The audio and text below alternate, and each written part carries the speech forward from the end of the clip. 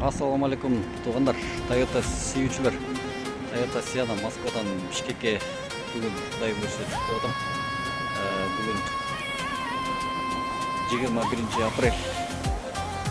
Toyota Sienna 2004 3 Краснодарский крайдан келген. Таза сөөгү. Только мына эшигинде кичине царапина бар.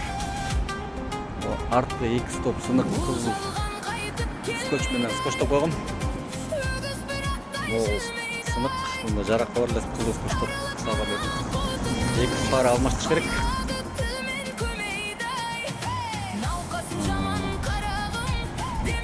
Эшигин чала жаап кеттим.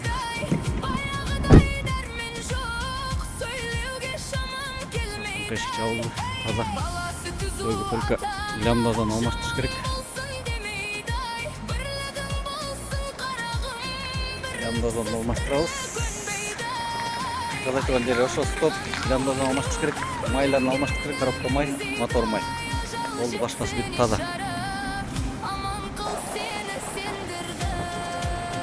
Газ колдонулган эмес, таза бензин 3.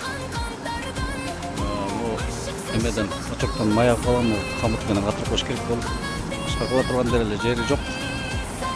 Ичиде тетигинде эме башталган экен. Калган таза бүт. Алды бүт таза.